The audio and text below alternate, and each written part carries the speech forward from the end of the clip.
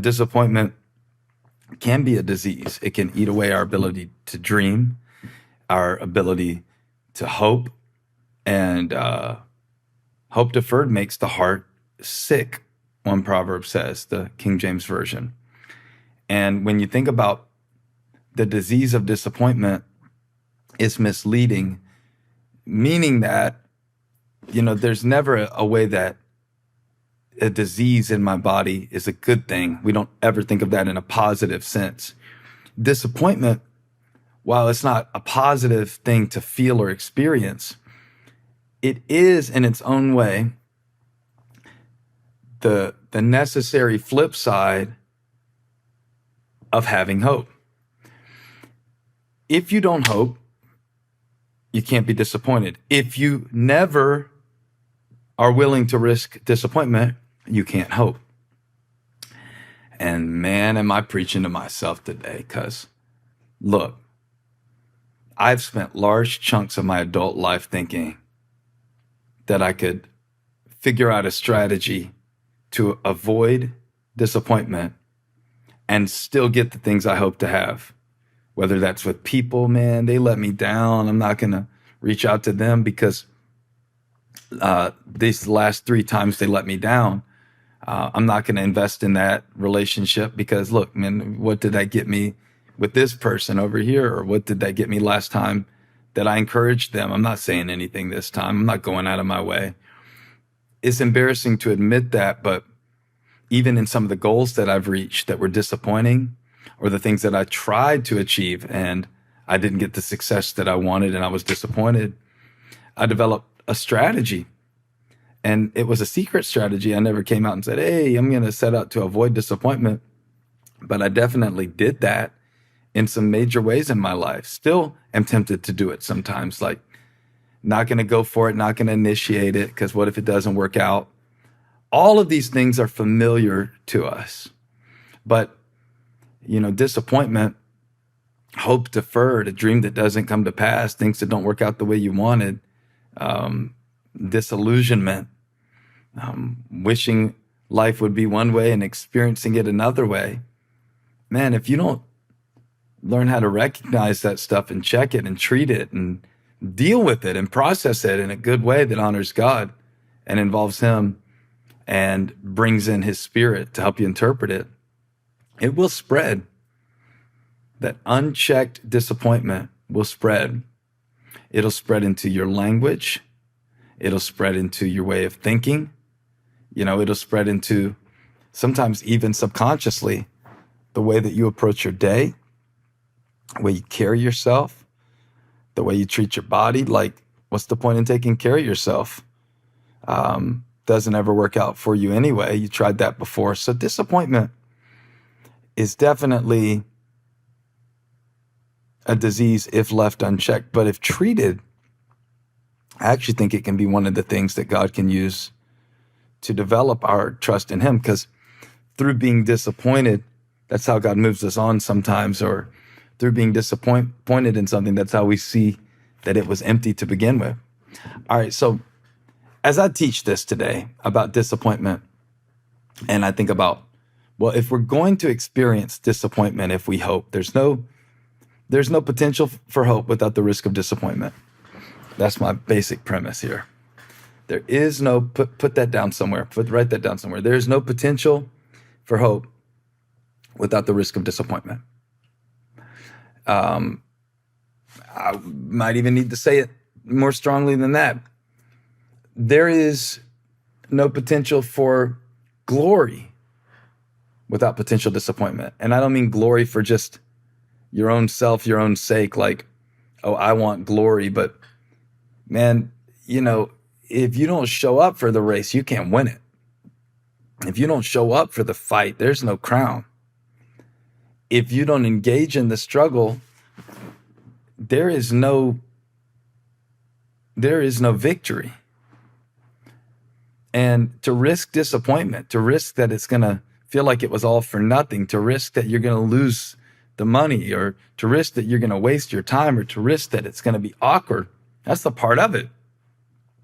What I have found in my life that made me want to make this video about the antidote antidote. Maybe good if I knew how to say the words that I'm teaching about. But again, that's what this space is for. The antidote to disappointment is not to avoid situations that are potentially disappointing.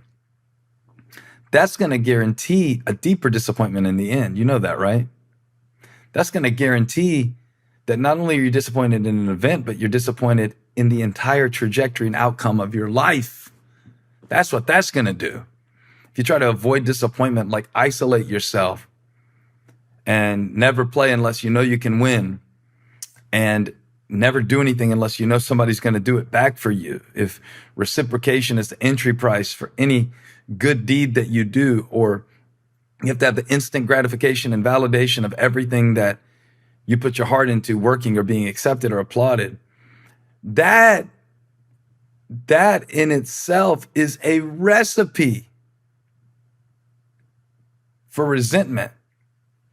Later in your life, looking back, regret and resentment. Man, I would rather have doses of disappointment along the way than the disease of resentment and regret in the end. I would rather have doses of disappointment along the way. Now, I'm mixing my metaphor here, so I'm not sure where I'm going with this either, but work with me. I started out saying, what's the antidote to disappointment?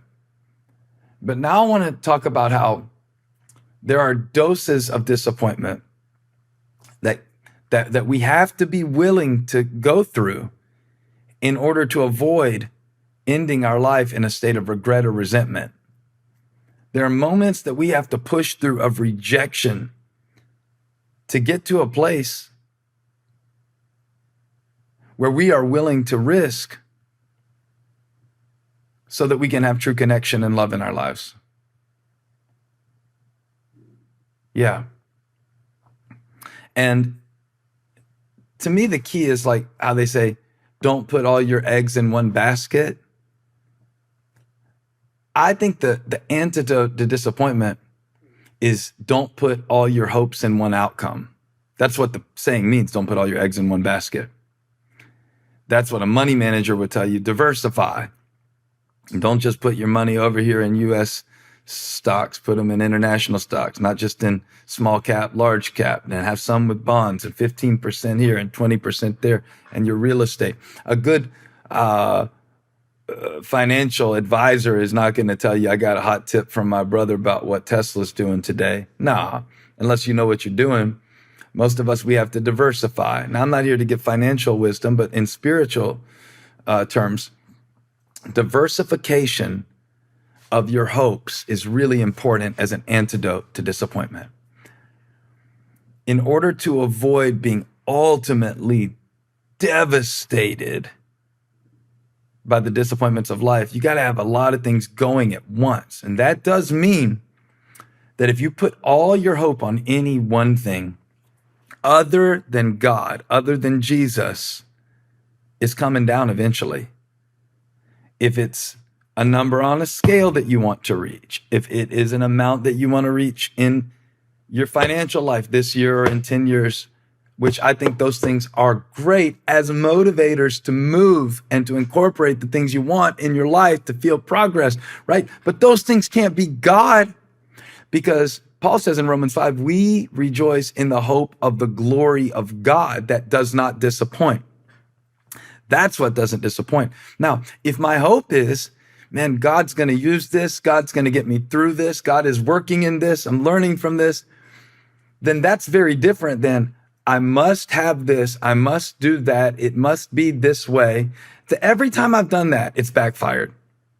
Every time that I put all my hopes on one goal, one way of doing things, one sermon, oh, this is going to be the best ever, one song, one book, man, I promise you that even if that thing does well, then what's the next one going to be? So as I'm making things, creating things, ministering things, developing things, it's important that I diversify. It's important that if one of my friends is struggling in their life, I have encouragement to give them, right? Because I have somebody else that can encourage me. I can't just be locked into one person liking me. What if they're having a bad day? I can't just be locked into one person noticing me. What if they're distracted by their own drama? So this is what I wanted to say, and I've been kind of feeling my way through it just to work this idea out. And maybe we can straighten it out together. Maybe this will have more clarity as we wrap around it. But the antidote to disappointment is diversification. For me, that means every time I release one sermon and preach it, I'm already working on another one. So that if this one feels a little disappointing, the next one is coming, right? Even as we prepare to release songs, we're releasing songs that I'm excited about here over the next few weeks and months. ElevationWorship.com. Today's post sponsored by ElevationWorship.com. Even as we're getting ready to release those, I want to be working on some other ones, and I am. I got some that are going to Spotify and Apple Music. I got some that are on my phone. Why? Because I need to know that if these songs just were meant to live in church or were meant to live in the hearts of those who wrote them and experience them together, then that's going to be okay because there's more on the way. That's the spirit I want you to get right now. That's okay. There's more on the way. Say it out loud. That's okay. There's more on the way. There's another one on the way. That's okay. There's more on the way. And lose a little money. That's okay. I don't like it. I'm not going to try to lose money, but there's more on the way. God is my supplier. That's okay. You know, that person over there, they're moving. They're going to Argentina. They're not going to be in your life anymore. Oh, well, bless them. I'm going to miss them so much. I throw them a farewell party. I keep up with them some. But man, I'm not building my life around any one person. And that's okay. It doesn't take the pain out of when people leave your life, but they don't like you. That's okay. There's people that do like me on the way. I have to tell myself that all the time because I know there's people who don't really like my ministry. That's okay. There's more on the way. There's people coming that need help and they'll be able to receive what Jesus wants to speak through me. That's okay. There's more on the way. And when Jesus shows up in a situation, there's more on the way. You know that he's very capable of turning ceremonial washing jars into wine, big old wine glasses. Wine, he can turn a common ordinary object into something that holds something very special. He can transform the wine while it moves across the room. That's okay. There's more on the way. Oh, we're out of wine. Oh, we're out of strength. Oh, we're out of ideas. That's okay. There's more on the way. And that's very different than having an expectation that, this one source that's not God is going to meet my needs. This one job, this one stream, this one relationship. Diversify. Divine diversification is what I'm talking about. Knowing that if the brook dries up, God's got a widow in Zarephath. And if you will meet the next need that God put in front of you, this is the story of Elijah. I know you were already there with me, but just in case you weren't tracking, when you get there and you give her the instruction so that her family can be fed through the famine, I'm going to meet your needs too. That's okay. The brook dried up. There's more on the way. And I feel that the divine strategy or antidote for disappointment is diversification. That that the Lord has lunches in the hands of little boys, even if it's a remote place and it's getting late and the crowds won't go away. That's okay. There's more on the way. That's okay. There's more on the way.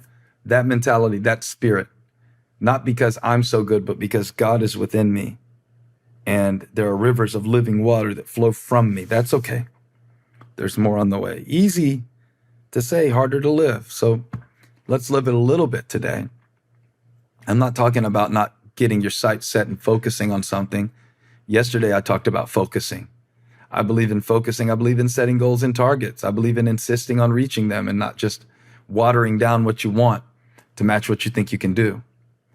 But I also believe that you have to leave room in there so that God is not in this box, for God to do what he wants to do and use you how he wants to use you.